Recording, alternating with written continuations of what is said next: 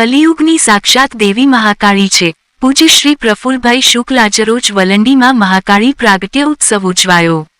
રામાપીરધામમાં ચાલી રહેલી વિશ્વ પ્રસિદ્ધ કથાકાર પૂજ્ય શ્રી પ્રફુલ્લભાઈ શુક્લની દેવી ભાગવત કથામાં આજે શ્રી મહાકાલી પ્રાગટ્ય ઉત્સવ ધામધૂમથી ઉજવાયો હતો. આજના યજ્ઞ મનોરથી નવસારીના નરસિંહભાઈ સવાણીના હસ્તે આઠમનો પાયસ હવન સંપન્ન થયો હતો.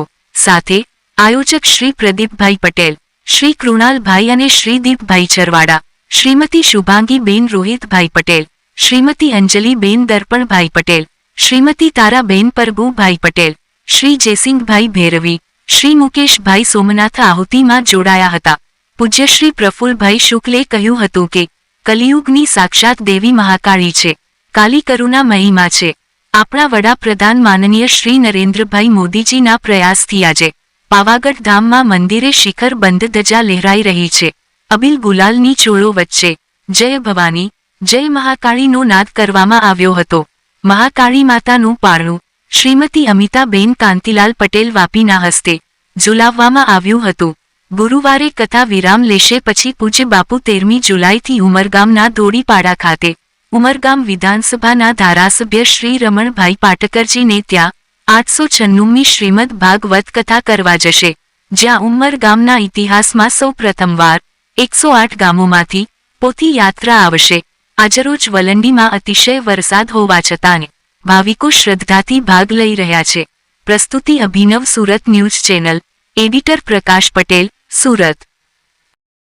ત્યાં જોગ માયા કાઢીને કલ્યાણી હો માં, જ્યાં જોવું ત્યાં જોગ માયા મને સારે તે યુગમાં જાણી હો માં, જ્યાં જોવું ત્યાં જોગ માયા મને મહાકાલી માત કી જય.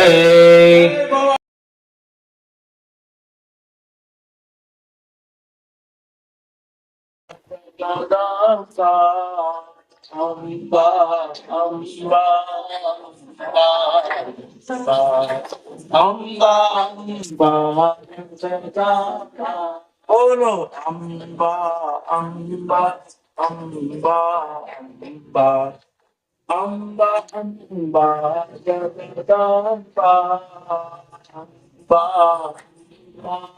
અંબા અંબા.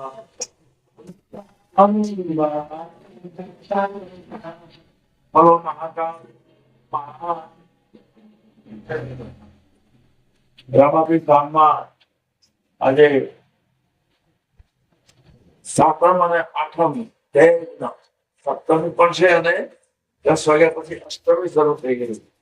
એટલે આજે માતાજીના 2 સ્વરૂપ, કાલરાત્રી અને મહાગૌરી. માનું 8મું સ્વરૂપ કયું છે? મહાગૌરી.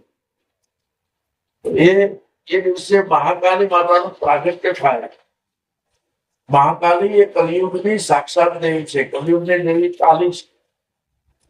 તને ચારે તે યુગમાં જાણી, જ્યાં જોવું ત્યાં જોગ માયા, જે આપણે બોલીએ એ ચારે યુગમાં જાણી એટલે કલિયુગની દેવી મહાકાલી છે.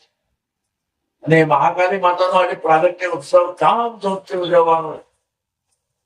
મહાકાલી કલિયુગમાં પ્રત્યક્ષ ફળ આપે છે. ઓમ જયંતી મંગલા કાલી ભદ્રકાળી કપાલિની દુર્ગા ક્ષમા શિવા ધાત્રી સ્વાહા સ્વધા નમોસ્તુતે. મહાકાલી માં એ રામકૃષ્ણ પરમહંસ, જે સ્વામી વિવેકાનંદના ગુરુ હતા, એ તો પરમહંસની સાથે વાતો કરતા. રામકૃષ્ણ પરમહંસ માં એમ બોલે એટલે મહાકાલી જવાબ આપે. એ કલિયુગની આ દેવી છે અને એનો આજે પ્રાગટ્ય ઉત્સવ અહીંયા ઉજવવાનો છે. રામાપીર ધામના અધિષ્ઠાતા અમારા પ્રદીપભાઈ પટેલ અને આજના નવચંડી યજ્ઞના મનોરથી શ્રી નરસિંહભાઈ સવાણી, એમવી સવાણી સાહેબ, ત્યાં આખું ખેતીવાડી ફાર્મ માસ્ટર પાસે ભક્તિમાં સંભાળતા હતા. અને મારે ખાસ કહેવું પડશે કે મારા શરૂઆતના જે અનુષ્ઠાન હતા લાગ લગાટ 20 વર્ષ સુધી, એ 20 વર્ષના અનુષ્ઠાનમાં અમારા એમવી સવાણી સાહેબે ખડે પગે સેવા આપી છે. અને પ્રબોધભાઈ એના ઘરે કઈ રાંધેલું હોય ને અને અમે ત્યાંથી ગાડી લઈને નીકળીએ ને તો મારા માણસો એના ઘરમાંથી રાંધેલું અનાજ નહીં, ભોજન જે બનાવેલું હોય તે ઉઠાવી લે. અમે જમવાના પેલા બાપુજી, હા પેલા ભાઈના બાપુજી. એમના પિતાશ્રી કિશનભાઈના પિતાશ્રી રાંધેલું અનાજ ઉઠાવી લે એટલે તમે બીજું બનાવજો. એમ કરીને અમારી સાથે 20 વર્ષ સુધી એ વખતના અનુષ્ઠાનમાં તો એક વખત તો અમે એવા ફસાઈ ગયેલા કે બંને બાજુના પુલિયા તૂટી ગયેલા. બે બાજુ નથી, વચ્ચે મારો આશ્રમ, બે બાજુના પુલિયા તૂટી ગયા, એટલું પાણી આવે. અને 4-4, 5-5 દિવસ સુધી અનાજ બી ઘટી ગયું, ખાવાનું બી ઘટી ગયું. શું કરવું? પછી અમારો સવાણી સાહેબ કાયમ યાદ કરે કે દીવો કરવા માટે લોકો ઘી મૂકી ગયા હોય ને એ ઘી ખાઈને દિવસ કરે. ચોખા હોય તો દાળ નહીં હોય, દાળ હોય તો ચોખા નહીં હોય. અને દાળ ભાત ને શાક એક સાથે તો કોઈ દિવસ બન્યા જ નહીં. એટલી તો સગવડતા થઈ જ નહીં. જે મળે એ પ્રભુનો પ્રસાદ છે એમ માનીને અમે એ દિવસો કાઢેલા. અને એ સવાણી સાહેબ આજે જયારે નવચંડી યજ્ઞના અનુભવથી છે. સવાણી સાહેબ અભિનવ સુરત ન્યૂઝ જે ટીવી ચેનલ છે સુરતની, પહેલા જ દિવસથી આ કથાને આખા ગુજરાતમાં ફ્લેશ કરે છે. એના એડિટર પ્રકાશભાઈ પટેલનો અને અભિનવ સુરત ન્યૂઝ ટીવી ચેનલનો અમે અંતઃકરણપૂર્વક આભાર માનીએ છીએ. તમારી સેવાની પણ નોંધ લઈએ છીએ.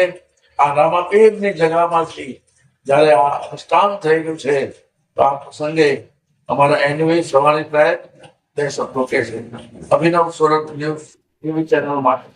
હે માતાજી, માં શબ્દ આખી દુનિયામાં સૌથી મોટો છે. માં શબ્દની તોલે કશું આવી ન શકે. કદાચ કોઈને પિતા ન હોય, માતા તો ચોક્કસ હોય જ. કારણ કે માની કુખેથી તો જન્મ લેવાનો હોય છે. માનું સ્થાન સૌ પ્રથમ છે. એમ આ પૂજ્ય બાપુ દ્વારા દેવી ભાગવત અને માતાનો મહિમા આપ સૌને સંભળાવે છે. ત્યારે આજની તારીખમાં, આજના દિવસે હું પણ ખૂબ ગૌરવ અનુભવું છું. ત્યારે યજ્ઞમાં અને કથામાં સામેલ થવાનો મને મોકો મળ્યો છે. અને ગોલંડી જેવા ગામની અંદર રામાપીર ધામમાં આ કથા ચાલી રહી છે. સૌ ભાઈ ભક્તજનો પોતાના સમય અનુકૂળ વધારો એવી સૌને નમ્ર વિનંતી સાથે જય સિયા.